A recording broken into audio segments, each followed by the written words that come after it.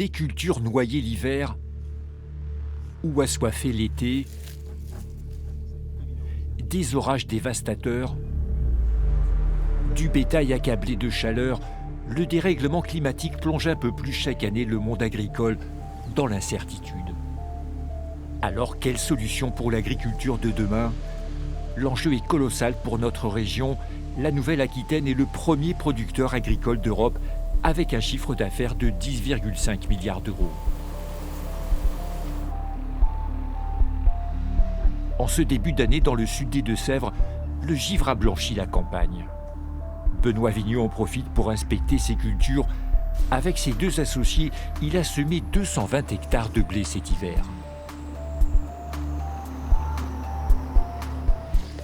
Là, on voit que c'est une plante qui respire. Le collier il est bien blanc, là, elle pousse très bien, là, les feuilles sont bien vertes. Aujourd'hui, on est plutôt rassuré parce qu'il y a du froid et un peu plus de soleil au mois de janvier que l'année dernière. Maintenant, il faut espérer qu'il n'y ait pas trop d'eau à venir. Le céréalier reste prudent. Ce qu'il redoute, c'est de revivre l'hiver 2023. Nous l'avions alors rencontré dans ses parcelles inondées. En 10 jours, il était tombé 220 mm de pluie. Le blé, ça résiste pas. Ça serait que 2-3 jours, ça serait pas trop gênant. Il va devenir rouge et puis parce qu'il va être asphyxié, puis il va crever, quoi. Sur cette parcelle-là, ça va représenter 15 à 20%, quoi. 15% au moins de la parcelle. Un épisode sans précédent. Les pertes pour cet agriculteur se sont comptées en tonnes l'année dernière. En blé, c'est notre plus grosse production, ce qui représente presque 50% de notre surface. Donc aujourd'hui, on a perdu à peu près 500 tonnes entre la non-implantation de 20 hectares et la diminution d'un rendement de 10 à 15 quintaux selon les parcelles. 2 ans plus tôt, c'est la sécheresse qui avait provoqué des dégâts similaires. Benoît Vigneault se sent aujourd'hui un peu désemparé. Tout n'est plus comme des saisons marquées, un printemps, un été, un automne, un hiver avec des périodes froides et tout ça. On prévoit des cultures en se disant, bon, il y a quand même un petit changement, donc on change nos variétés, on change nos modes de travail, nos dates de semis. Il y a des cultures qu'on fait presque plus. C'est compliqué, mais on travaille avec la nature, on essaye de faire au mieux. 2024 a été l'une des années les plus pluvieuses jamais enregistrées.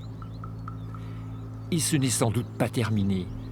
Avec le réchauffement climatique, la fréquence et l'intensité des précipitations augmentent, alternant avec des périodes de sécheresse et de canicule. Et c'est justement ce qui préoccupe ces éleveurs près de Bressuire. Ça t'en fait combien là? Depuis quelques années, leurs vaches laitières ou allaitantes n'ont plus tout à fait le même rendement. Et depuis 10 ans environ, on a des étés très chauds et donc des baisses de production les jours de forte chaleur. En stress thermique, les bêtes produisent jusqu'à 15% de lait en moins. Un manque à gagner qui s'ajoute à une autre difficulté, l'alimentation des bovins.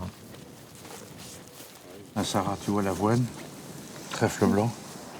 Jusqu'ici, le troupeau se nourrissait naturellement dans les prairies 9 mois dans l'année. Aujourd'hui, ce n'est plus tout à fait le cas. Il y a une vingtaine d'années, les prairies produisaient bien jusqu'au 14 juillet. Et là, bien souvent, fin juin, il n'y a plus rien, quoi. Trop d'eau ou trop de soleil, l'herbe pousse mais rarement à la bonne période. Cette prairie plantée en septembre semble bien engagée, mais le choix des semences est devenu un casse-tête. Le mieux pour le pâturage, c'est bien le raigrand anglais. Oui. Mais le raigrand anglais qui a la problématique, lui, qui arrête de pousser lorsque la température du sol est à 26 degrés. Lorsque le sol est à 26 degrés, par contre, le trèfle, lui, il pousse. Le moment qu'il y a de l'eau. Oui. Compliqué de trouver la bonne formule, il y a pourtant urgence. Un fourrage de mauvaise qualité réduit la production de lait et la croissance des animaux de boucherie. Faute de solution, Guillaume Guillot et son père ont décidé de segmenter les prairies pour mieux les préserver. Ouais, t'avais arrêté le fil d'abord où c'est plus frais, là? Oui, voilà, c'est ça. En mettant le fil, les animaux restent sur la partie la plus saine, donc ils abîment moins. Et ça, c'est nouveau, vous ne le faisiez pas avant? On ne le faisait pas avant et on valorise un peu mieux l'herbe comme ça. À chacun sa solution, en attendant peut-être que la science apporte des réponses. C'est précisément l'une des missions de l'INRAE à Lusignan. Dans cette chambre froide, l'Institut public de la recherche agronomique conserve une collection de semences uniques en France. On trouve donc 850 accessions, donc population de lots de graines, de graminées et de légumineuses. Alors toutes ces graines sont destinées à faire de l'expérimentation. Et quand un programme de recherche se met en place, je fournis un lot de graines. Ces végétaux subissent ici un sort particulier. Ils sont soumis à ce simulateur de climats extrêmes appelé le Cyclex. Je vais le déplacer du côté ouest là, pour couvrir la parcelle. C'est un abri mobile qui est positionné sur des rails qui font 100 mètres de long. On a 3 zones de culture, enfin 3 zones, 2 zones de culture extrême, une zone de parking centrale. Quand il pleut, ou du moins quand il va pleuvoir, l'abri couvre la parcelle en cours d'expérimentation. Donc l'idée, c'est de priver les plantes d'eau pendant plusieurs mois consécutifs. Objectif, créer les conditions climatiques attendues d'ici 30 à 50 ans et soumettre ces semences à des sécheresses. C'est le travail de Jean-Louis Durand et Romain Barillot. Donc là, il y a un mélange de différentes graminées, donc des fétuques élevées, des raigrats anglais, qui sont des espèces qu'on retrouve communément dans les prairies dans nos régions, et également une légumineuse qui est la luzerne. Le principal problème des éleveurs, c'est le trou de production en été. Il y a moins d'herbe parce qu'il fait sec, il manque d'eau. Et donc on va chercher des variétés qui poussent le plus possible pendant les pluies d'été, mais aussi qui repartent le plus. Pas de plante miracle à attendre, mais une approche basée sur la complémentarité entre différentes variétés. S'il y a une diversité, c'est plus stable et plus efficace. Et ça répond mieux aux aléas climatiques que si on met une seule variété. Et ces mélanges graminées-légumineuses, outre qu'ils sont plus efficaces dans le maintien de la végétation, ils ont aussi des qualités, des propriétés pour les animaux intéressantes. Des avancées prometteuses, mais les chercheurs veulent aller plus loin. Les prairies permettent également de lutter contre le réchauffement climatique. Pour le mesurer, ils viennent de concevoir cette machine, le Carbocyclex. Donc avec cet outil, on va s'intéresser à recréer des climats assez contrastés, tels qu'on pourrait les avoir dans le futur. Vous voyez, il y a des petits trous qui sont percés. On va pouvoir injecter du CO2 et les plantes qui vont pousser au centre de ce dispositif-là vont donc pousser avec différentes concentrations en CO2. Si tout se passe bien, l'appareil permettra bientôt de tester la capacité des prairies à absorber le carbone. Un puissant gaz à effet de serre émis par les activités humaines, dont 19% par l'agriculture.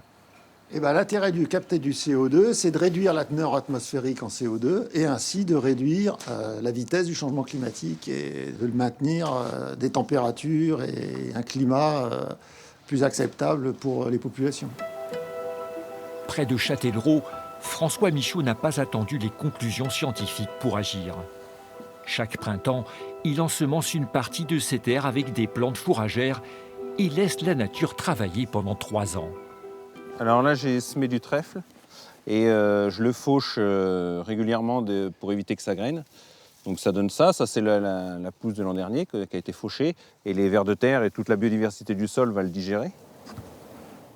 Ça permet de stocker du carbone, de nourrir le sol. C'est intéressant globalement pour le climat parce que le CO2 est responsable du réchauffement climatique. Donc si on stocke du carbone, c'est intéressant pour tout le monde, quoi. Des terres plus riches qui renforcent la résistance des cultures face aux aléas climatiques. Mais François Michaud ne s'arrête pas là. Il a aussi fait le pari de l'agroforesterie. Donc ça, c'est un noyer. Il a été planté en 2014. Donc là, il a 10 ans. Des arbres comme celui-ci, l'agriculteur en a planté près d'1 millier sur 30 hectares de terre à céréales. Un travail d'entretien supplémentaire. On essaie de tailler au moins une fois par an. Mais qui porte ses fruits. Des avantages, il y en a plein. Il y a la structuration du sol parce que les racines des arbres vont beaucoup plus loin que les racines des cultures. Donc ça aide l'eau à s'infiltrer. Par exemple, depuis 1 an et demi, on a beaucoup d'eau. On n'a pas de flaques dans les champs.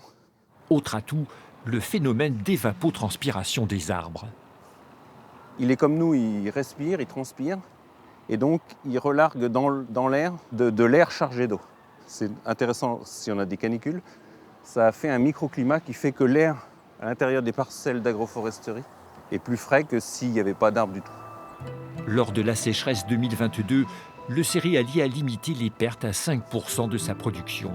Et après les fortes pluies de l'année dernière, son rendement n'a baissé que de 15%, moitié moins que la plupart de ses collègues. Des techniques encourageantes, mais pour l'INRAE, il faut aller encore plus loin. Une des solutions passera sans doute par une réassociation de l'élevage avec l'agriculture pour pouvoir profiter des effluents de l'élevage sur les terres arables et rendre plus autonomes les exploitations et la production animale. C'est la voie empruntée par Nicolas Paillet dans sa ferme de 130 hectares. Près de Parthenay, le paysan comme il se définit élève des poules pondeuses, des vaches et des brebis. Stop, let down. Tous les jours ou tous les 2 jours, j'échange de parcelles justement pour qu'elles aient toujours de l'herbe fraîche à manger. Et elles n'ont pas de céréales, elles n'ont pas de complément du commerce ou quoi que ce soit. Je nourris mes animaux 100% à l'herbe. Et ici, pas besoin de semer. Je laisse pousser l'herbe à un moment de l'année, au mois de mai, et là les brebis pâturent, couchent l'herbe, et en fait ces herbes-là s'égrènent et se ressèment par elles-mêmes. Les prairies sont protégées par des haies. L'exploitation en compte 17 km. C'est hyper important pour déjà couper du vent, pour faire de l'ombrage aussi à la fois pour les animaux mais aussi au niveau des prairies. Lorsque les températures sont extrêmes ou qu'on est en période de sécheresse, la haie permet de maintenir justement cette humidité. Ça maintient aussi toute la partie biodiversité. Cette biodiversité est hyper importante sur la fertilité de mes sols. La terre également enrichie par les excréments des animaux et l'azote des légumineuses peut alors servir aux cultures.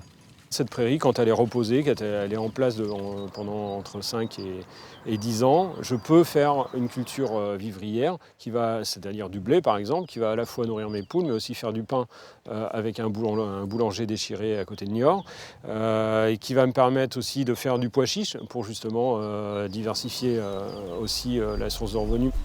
Tous les produits de l'exploitation sont vendus dans ce magasin de producteurs en circuit court. La boucle est bouclée. Mais ce type d'exploitation est-il transposable à grande échelle? Autre enjeu pour l'agriculture face au réchauffement climatique, la gestion de l'eau. Son stockage dans des réserves de substitution fait aujourd'hui débat.